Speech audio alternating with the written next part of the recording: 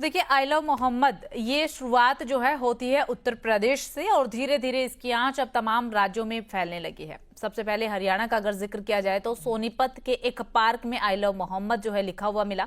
उसके बाद वहां पर भी काफी ज्यादा बवाल हुआ, हिंदू संगठन आक्रोशित हुए, लोगों ने कार्रवाई की मांग की गई, पुलिस वहां पर पहुंचती और उस स्लोगन को मिटाती है। अब सोनीपत के बाद यमुनानगर में इंस्टाग्राम पर एक पोस्ट जो है विशेष समुदाय के कुछ युवकों की तरफ से किया गया और पोस्ट के साथ साथ सबसे बड़ी बात यह है कि उनके हाथों में अवैध हथियार भी थे। वो पिस्टल कहां से आई, ये भी एक सवाल जो है उठ रहा है।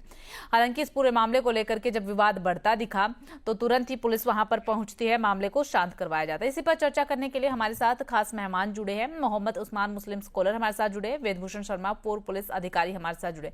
आप तीनों का सबसे पहले मैं स्वागत करती हूँ। स्वागत के साथ चर्चा वेदभूषण जी आपके साथ करना चाहेंगे। पहले सोनीपत में, और सोनीपत से पहले शुरुआत जो है वो उत्तर प्रदेश से होती है। सोनीपत के बाद अब आई लव मोहम्मद का ये विवाद जो है यमुनानगर में भी देखने को मिल रहा है। शांत कब होगा, किस तरीके से होगा? देखिए आंचल जी, आई लव मोहम्मद से किसी को एतराज नहीं है। आप अपने मोहब्बत से प्यार कर सकते हैं, इज्जत कर सकते हैं, सम्मान कर सकते हैं, परंतु आपको इस देश के लॉ एंड ऑर्डर को, इस देश के कानून को, इस देश के संविधान को भी मानना होगा। उससे आई लव मत कर सकते हैं, आप कहीं भी जा सकते हैं, आ सकते हैं शांति प्रिय तरीके से, ना कि रिवॉल्वर दिखाकर, धमकी देकर, जिस तरह से बरेली के अंदर हुआ कि तौकीर रजा। और मैं अभी आपके ये, क्योंकि इसके पीछे राजनीतिक कारण है, मैं आपके अभी टीवी पर एक बार यदि आ सके तो आप मैं एक तस्वीर दिखाऊंगा जो अपने आप में आपको शायद बताएगी कि ये तस्वीर अपने आप में कुछ बोल रही है, कुछ कह रही है। देखिए शायद तस्वीर आपको दिखाई दे। इसमें नफीस, नदीम, तौकीर रजा और एक प्रियंका गांधी एक साथ दिखाई दे रहे हैं। शायद वो चैनल पर आपके पहुंच रही है, नहीं पहुंच रही है। ये पिक्चर बहुत वायरल है। देखिए, आप इस पिक्चर को ध्यान से देखिए। ये पिक्चर पिक्चर कुछ बता रही है। प्रियंका गांधी के साथ जो 3 आदमी अरेस्ट हुए हैं और जेल के अंदर है, छोटे मोटे आदमी नहीं है। तौकीर रजा आईएमसी के प्रेसिडेंट है, सुन्नियों के बहुत बड़े देवता और बहुत बड़े लीडर माने जाते हैं। तो ये पिक्चर कुछ बोलती है, कुछ कहानी बताती है, तो इससे ज्यादा एक्सपोज करने के लिए कुछ नहीं है। तो ये अपने आप में जो विवाद खड़ा किया जा रहा है, ये विवाद है नहीं। किसी को आई लव मोहम्मद से कोई ऐतराज नहीं है, आई लव महादेव करें उससे कोई ऐतराज नहीं है। पर जब आप ये पिक्चर, इस तरह की चीजें आती हैं तो ये बोलती हैं कि इसके पीछे राजनीतिक कारण है। और तमाम यूपी, गुजरात, यूके, महाराष्ट्र, तमाम हिंदुस्तान के हर कोनों के अंदर इस तरह का विवाद जानबूझकर आई लव मोहम्मद, इससे पहले तो कभी नहीं हुआ। क्या मोहम्मद को पहले लोग प्यार नहीं करते थे? इससे पहले पूरे दुनिया के अंदर मोहम्मद के, मुस्लिम धर्म के जो स्कॉलर्स हैं, मानने वाले हैं, करोड़ों की तादाद में, इससे पहले किसी को प्यार नहीं था। अचानक ही आई लव यू मोहम्मद वाला जो स्लोगन आया है, ये अचानक कैसे पैदा हुआ? इसको पैदा किया गया है, ये विवाद बनाने की कोशिश की जा रही है, हिंदुस्तान में आग लगाने की कोशिश की जा रही है, जानबूझकर की जा रही है, जिससे कि ये जो हिंदुस्तान का जो तरक्की है, जो दूसरे कंट्रीज है जिनको चुभ रही है, क्योंकि हिंदुस्तान बहुत तेजी से बढ़ रहा है, उसको कैसे रोकना है। इसमें ये कि हिंदुस्तान के नहीं, ये बाहर से, विदेश से आए हुए आई लव यू मोहम्मद के जो फॉलोअर हैं वो ज्यादा भड़का रहे। जो हिंदुस्तानी मुस्लिम है, बहुत से मुस्लिम इसको समझते हैं कि ये क्यों किया जा रहा है। तो इसलिए ये पूरे हिंदुस्तान को समझने की जरूरत है, खासतौर से मुस्लिम समुदाय को, कि इसको इस तरह से प्रोजेक्ट ना करें कि हिंदू और मुसलमानों के बीच में इतनी जहर भर दिया जाए कि वो आई लव मोहम्मद करें और आई लव महादेव करें। तो ये जानबूझकर एक कंट्रोवर्सी क्रिएट की। ठीक है वेदभूषण जी। मोहम्मद उस्मान भी हमारे साथ जुड़े हैं। उस्मान जी, क्या कहेंगे इस पूरे मामले को लेकर के? धीरे धीरे ये आग तो फैलती ही जा रही है, विवाद बढ़ता ही जा रहा है। देखिए, जहां तक विवाद बढ़ने का ताल्लुक है, कभी बिल्कुल विवाद नहीं बढ़ना चाहिए। और मैं बाकी चीजों पर बात करने से पहले, मैं सबसे पहले मुस्लिम समाज से एक खास बात के लिए मुखातिब होना चाहूंगा।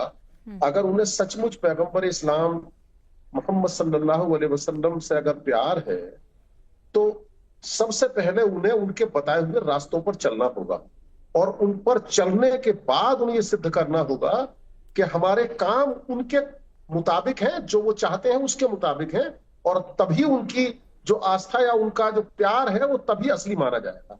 दूसरा एक और चीज है पैगंबर मोहम्मद सल्लल्लाहु अलैहि वसल्लम ने तो अपने ऊपर जो ताइफ के लोगों ने पत्थर फेंके उनको भी माफ किया, उन्हें जिस यहूदी महिला ने जहर खिलाया उनको भी माफ किया। तो अगर कहीं कोई दूसरा समुदाय या कोई और दूसरा व्यक्तिगत तौर पर भी अगर कहीं कोई चीज आपकी शान में कुछ कर दे तो आपको उनके बताए रास्ते के मुताबिक जो है माफी अख्तियार करनी चाहिए, तभी आप उनके सच्चे अनुयायी हैं। मैं एक और यहाँ चीज भी जोड़ना चाहूंगा कि दूसरे मजहब का व्यक्ति हमारी यानी इस्लाम की न कुरान पढ़ता है न हदीस पढ़ता है, बल्कि वो मुसलमानों को पढ़ता है, यानी उनके वो कर्मों को देखता है। तो इसलिए अगर कोई मुसलमान बनता है और वो इस्लाम के विरुद्ध कार्य करता है, उसकी शिक्षाओं से अलग चलता है, तो मेरे नजदीक वो इस्लाम के विरोधियों से भी बड़ा विरोधी है इस्लाम का। इसलिए मैं इन तमाम चीजों में अगर कहीं हमारे इस देश में अगर कहीं अशांति पैदा हो रही हो तो वो यहां पर भी सुलह हुदैबिया को देखें कि अगर विरोधियों के साथ किसी भी तरह से सुलह समझौते के जरिए अगर शांति स्थापित हो सकती हो तो फिर हमें हर हालत में अमन का कयाम करना चाहिए। यह संदेश तो था उन सब के लिए जो अपने आप को मुसलमान बनते हैं और जो आज दावेदार बन रहे हैं मोहम्मद सल्लल्लाहु अलैहि वसल्लम से अपने प्यार के। ठीक है, अब मैं इससे आगे की बात करता हूँ। मोहम्मद जी, तो जब हम बात आप आगे की भी रखिएगा, लेकिन एक सवाल ये भी रहेगा, जैसा कि वेदभूषण जी जिक्र कर रहे थे कि पूरा मामला जो है राजनीति से जुड़ा हुआ लग रहा है। देखिए, मैं ओरिजिनली राजनीतिक व्यक्ति नहीं हूं, लेकिन फिर भी जब राजनीति की बात आती है तो मुझे उसका कहना चाहिए। उन्होंने एक फोटो को आधार बनाया, तो अगर फोटो का आधार बनाया तो केवल ये नहीं कि फोटो मौलाना का फला के साथ है, तो अगर हमारे मोदी जी के साथ, योगी जी के साथ, दूसरे लोगों के साथ अगर फिर फोटो आएगा तो इस आधार पर तो फिर वो भी, अगर अपराधियों के साथ उनके फोटो है तो फिर वो भी हो जाएंगे। तो मैं फोटो होने भर को ये अपराध का किसी का साथी मानना या मैं इसके समर्थन नहीं करता। फोटो किसी का भी किसी के साथ हो जाता है, लोग इस सबको कहते हैं, और अगर ऐसा है तो फिर सबको उसी कैटेगरी में रखना चाहिए। मैं तो यहाँ एक बड़ी खास बात कहना चाहूंगा जो देश हित में है, सबसे ज्यादा जरूरी है। देखिए, अगर कहीं कोई बगावत होती है, कहीं कोई चीज फैलती है, कोई आंदोलन की बात आती है, तो ओरिजिनली इसके पीछे कहीं ना कहीं कोई अन्याय होता है या भेद होता है। अगर भेदकारी अगर कोई नीति होगी, अन्याय अगर होगा, तो यकीनन लोग उसके विरोध में आते हैं। तो हमें अपने शासन प्रशासन से इस सब चीज की मांग करनी चाहिए कि चाहे वो सरकार में बैठे व्यक्ति हों, चाहे वो प्रशासनिक दृष्टि से हो, चाहे पुलिस वाले हो, उनके किसी भी कर्म से शासन प्रशासन किसी भी आधार पर कदम भेद उठाना नहीं ही होना चाहिए। लेकिन ये जानना चाहेंगे कि मुस्लिम समुदाय की, जैसे कि आप स्कॉलर हैं, ऐसे बहुत सारे लोग हैं, उन लोगों को नहीं चाहिए कि वो आगे आए और इस पूरे मामले को लेकर के बात करें अपने समुदाय के लोगों से? इस पर मैं जवाब लूंगी, लेकिन इस पर मैं जवाब लूंगी आपसे। लेकिन वेदभूषण जी, जैसे कि आपने एक फोटो को आधार बनाया, अभी आपने सुना होगा उस्मान जी ने सीधा यही कहा कि हम फोटो को आधार बना करके कोई भी चीज नहीं रख सकते हैं, ऐसे तो तमाम लोगों की फोटोज मिल जाएंगी। देखिए, तौकीर रजा जिनके बारे में जो सुन्नी समुदाय के बहुत बड़े नेता माने जाते हैं, ये उनका पहला मौका नहीं है जब उन्होंने इस तरह का विवाद क्रिएट किया है। यदि आप सोशल मीडिया पर, गूगल पर, कहीं इंस्टाग्राम पर जाकर देखें तो सैकड़ों उनके ऐसे विवादित बयान रहे हैं और जानबूझ के क्रिएट करते हैं। वो होते नहीं है, क्रिएट किए जाते हैं और जानबूझ के इंटेंशनली वो क्रिएट करते हैं कि दंगे हों, फसाद हों और हिंदू मुस्लिम आमने सामने आ जाए। ये तो चलो मैंने आपको दिखाया कि उनकी प्रियंका गांधी के साथ फोटो थी, उनके बहुत सारे आप सोशल मीडिया में देखिए जो उनके बयान है वो बिल्कुल आग लगाने वाली स्थिति में होते हैं। अब बरेली में जो दंगे हुए हैं उनको प्रशासन ने मना किया कि इतनी बड़ी तादाद में आप इकट्ठे मत हुई, जुलूस की शेप में डीएम ऑफिस के लिए प्रस्थान मत कीजिए। ना तो उसकी परमिशन ली गई, ना कोई उसकी पुलिस की या जो सरकार थी उसकी बात मानी गई। जितने भी उनके जो चेले चपेटे, नफीस, नदीम जितने भी हैं, सब अनऑथराइज्ड कंस्ट्रक्शन, सरकारी जमीनों पर उन्होंने कंस्ट्रक्शन किए। अब बुलडोजर चल रहे हैं तो उनको दर्द हो रहा है, और बुलडोजर भी जानबूझकर नहीं चलाया जा रहा है। उनको पूरा मौका दिया गया, जो कानून के हिसाब से, जो सुप्रीम कोर्ट कहता है उस हिसाब से उनको नोटिस दिए गए, 1 महीने का टाइम दिया गया कि आप जवाब दें।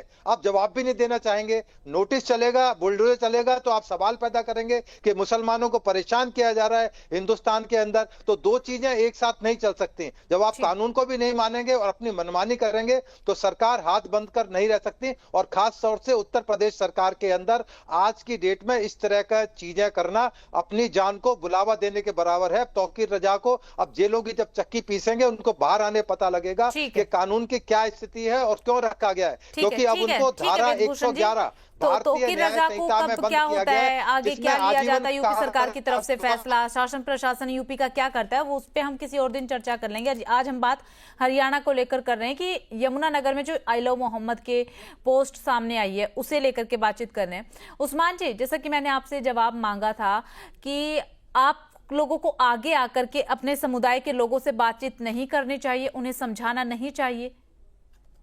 बिल्कुल, लगातार समझाने का प्रयास जारी है और उसी चीज का नतीजा है कि ये सब चीज फैल नहीं रही है।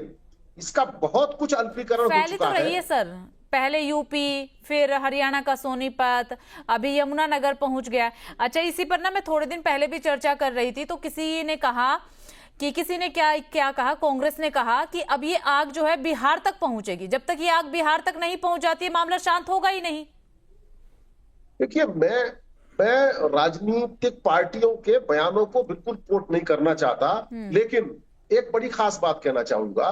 मैं अगर बात करूं तो सबसे पहले मुझे, अगर मेरे अपने समुदाय का कोई बात गलत कर रहा है तो मुझे उसकी मुखालफत करनी चाहिए और कभी भी मैं एक तरफा बात ना करूं। तो मैंने शुरुआत में अपने तौर पर उसी तरह से जोड़ने की कोशिश की। अब अगर हम बयानों की बात करें तो यहाँ पर हमारे साथी जो हमारे साथ बैठे हैं आज डिबेट में, तो वो केवल तौकीर रजा जी का जिक्र कर रहे हैं जी।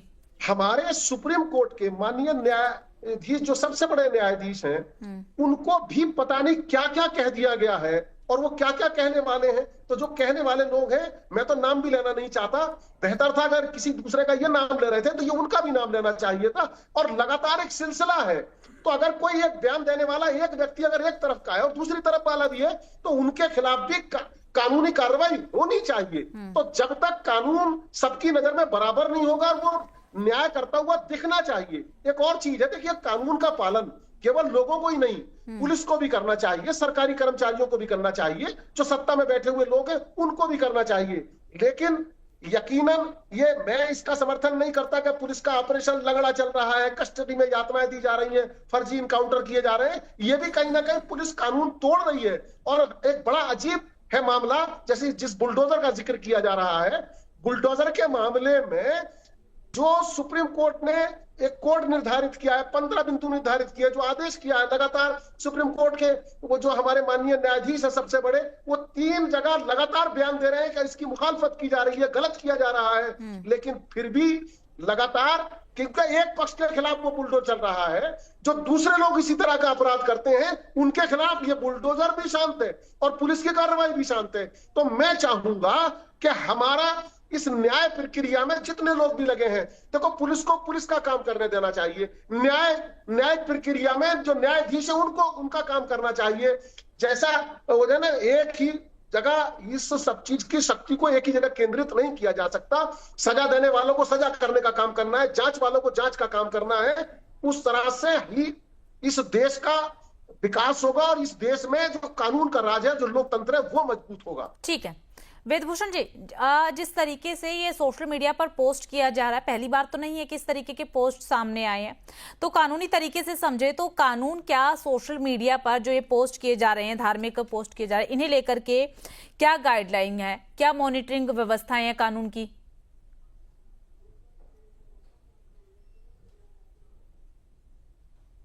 देखिए, हर एक स्टेट का पुलिस का अपना एक मैकेनिज्म है। वो जो भी सोशल मीडिया पे इस तरह की पोस्ट आती हैं उस पर निगरानी रखते हैं कि कोई ऐसी चीज जो राष्ट्र के खिलाफ जाती हो या किसी धर्मों के अंदर लड़ाई झगड़ा हिंसा या कोई मैवनस्य पैदा करता हो, दुश्मनी पैदा करता हो, तो उसके खिलाफ संज्ञान लिया जाए।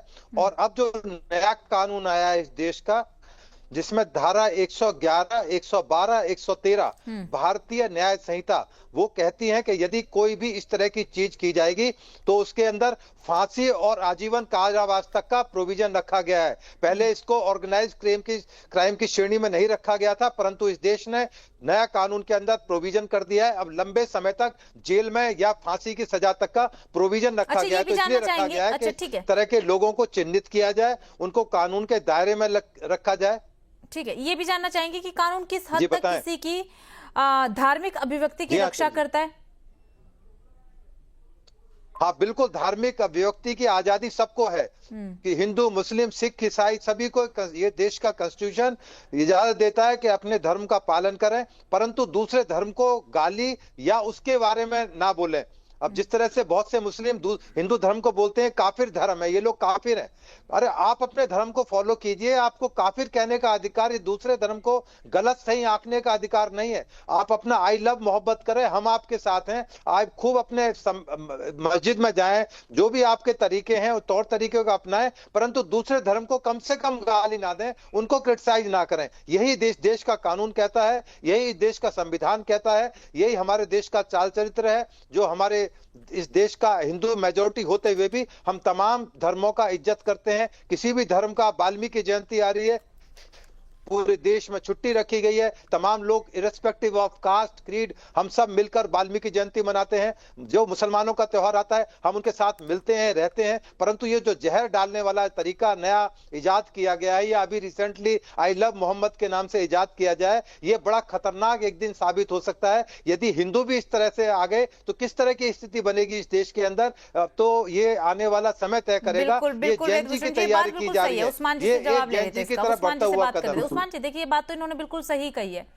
ठीक है, आई लव मोहम्मद, आप अपने मोहम्मद को प्यार कीजिए, हिंदू अपने महादेव को प्यार करेंगे, लेकिन ये सामने आकर के एक दूसरे को क्या दिखाना चाह रहे हैं? ये तो फिर एक दिन कोई गलत रास्ता ले लेगा, कोई गलत मोड़ ले लेगा, हिंसा भड़क जाएगी, नुकसान किसका होगा? आपका और हिंदुओं का। तो ये भाईचारा कहाँ गया? वैसे भी भारत में तो कहा जाता है ना, हिंदू मुस्लिम सिख ईसाई आपस में सब भाई भाई, ये भाई भाई का जो भाईचारा कहाँ गया? सबसे ज्यादा ताज्जुब खेज बात यह है, सबसे ज्यादा फिक्रमंदी की बात यह है कि इस समय प्यार का इजहार करना भी, प्यार की अभिव्यक्ति करना भी अपराध हो गया है। पिस्टल लेकर के नफरत करना, गाली गलौज के साथ प्यार का इजहार करना, पिस्टल लेकर के सर। मुझे बात कहने लगे। नहीं, बात तो आप कीजिए, आपको बात रखने के लिए बुलाया, लेकिन सवाल भी तो है ना। मैं बिल्कुल उसी सवाल का जवाब दे रहा हूं। देखिए, मैं अपने मजहब के मुताबिक जो आई लव मोहम्मद का ये पोस्टर वगैरह इजाद करके कर रहे हैं, मेरा मजहब, क्योंकि उस पोस्टर की आप इज्जत उस हिसाब से नहीं कर पाएंगे, इसलिए पोस्टर के प्रदर्शन की मेरे यहां बिल्कुल मनाही है। ये इस्लाम की अधकचरी जानकारी के हिसाब से लोग इसको कर रहे हैं। मैं बड़ी जिम्मेदारी के साथ इस बात को कह रहा हूं, लेकिन इसके बावजूद भी मैं तो यही कहूंगा कि फिर भी वो प्यार का है ना, लफ्ज तो प्यार का इस्तेमाल करने की बात की जा रही है, तो प्यार के लफ्ज को तो अपराध की श्रेणी में रखा जा रहा है। लेकिन अब इसके बरक्स बिल्कुल हाल फिलहाल, अरे भाई, वो जो एक कार्यक्रम होता है और उसमें वो 15 वर्षीय कथावाचक है, हमारी वो महिला है, और वो कहती है कि हर गांव के बाहर बोर्ड लगाया जाएगा कि इस गांव में मुस्लिमों का प्रवेश प्रतिबंधित होगा। और सरकारी डॉक्टर इलाज के लिए मना करती है, तू मुस्लिम है, मैं तेरा, एक महिला अगर इलाज के लिए जाती है तो उससे कहती है तू मुस्लिम है, मैं तेरा इलाज नहीं करूंगी। एक जगह, खास जगह पर एक ऐलान किया जाता है, इस बाजार में ना कोई नौकरी करने वाला रहेगा, ना कोई यहाँ आने वाला मुस्लिम रहेगा, उनका प्रवेश वर्जित रहेगा। ये कौन सी वाली, तो ये जो नफरत की एक आंधी चलाई जा रही है, यकीनन इस पर रोक लगने के लिए जो नफरत की बात करे उनके खिलाफ कार्रवाई होनी चाहिए, और जो प्यार की बात करे उनका तो दोनों तरफ से स्वागत होना चाहिए। मुझे तो कोई आपत्ति है नहीं, कोई कितना ही मेरे सामने ये कहे कि I love Mahadev, I love Shri Ram, I love कुछ भी कहे, हमें तो कोई आपत्ति नहीं है। हम तो इससे हम बिल्कुल नहीं चिढ़ना चाहते। और अब मैं सबसे अपील करता हूं, अगर कोई दूसरा अपने मुताबिक अगर प्यार की बात कर रहा है तो उसमें चिढ़ना कैसा, बिल्कुल चिढ़ने की जरूरत नहीं है। लेकिन ये तो एक लोगों के अंदर इस तरह का एक वो सब पैदा कर दिया गया है, और वो इसलिए पैदा किया गया है। किसने पैदा किया? इसलिए पैदा किया गया, हाँ, इसलिए पैदा किया गया है क्या कि क्योंकि हमारे जो देश में इस समय हालत यह है कि अगर उत्तराखंड में पेपर लीक के विरुद्ध भी अगर प्रदर्शन करने वाले अभ्यर्थी हैं तो उनको कहा जाता है ये जिहादी लोग हैं। और जिम्मेदार सूबे के जो सबसे जिम्मेदार है हमारे मुख्यमंत्री हैं वहां के धामी जी, वो इस बात को कहते हैं। तो जब इतने इतने बड़े पदों पर बैठने वाले लोग भी अपनी उस जबान पर कंट्रोल नहीं रख सकते हैं, अपनी संवैधानिक रूप से प्रदर्शन करने पे अपनी मांग करने वालों को भी अगर वो जिहादी कहेंगे, तो ये कौन सी मानसिकता है? सबसे ज्यादा है। ठीक है, मतलब उस्मान जी, आप ये कहना चाह रहे हो कि कुल मिलाकर के मुद्दा कोई भी हो, मुस्लिमों को टारगेट करने का काम आज के समय पर हो रहा है। चलिए, मैं यहाँ पर एक और चीज और जोड़ूंगा। देखिए, 18 माह में 43 पेपर लीक हुए हैं। ठीक है उस्मान जी, ठीक है उस्मान जी, वेदभूषण जी, बहुत बहुत शुक्रिया आपका। समय आज इतनी ही इजाजत देता है हमारे साथ जुड़ने के लिए, बातचीत करने के लिए। तो देखिए, पहले आई लव मोहम्मद उत्तर प्रदेश, फिर सोनीपत और अब यमुनानगर। आगे ये आई लव मोहम्मद कहां कहां तक जाता है, लेकिन जब इस पर चर्चा करते हैं तो कहना है कि आई लव मोहम्मद से दिक्कत नहीं है, दिक्कत है कि उसे प्रेजेंट किस तरीके से किया जाता है। हाथों में पिस्टल लिए, गाली गलौज के साथ। ये तो आप खुद ब खुद अपने धर्म का भी अपमान कर रहे हैं। हरियाणा की पंचायत में सिर्फ इतना ही। बाकी तमाम बड़ी खबरों के लिए बने रहिएगा।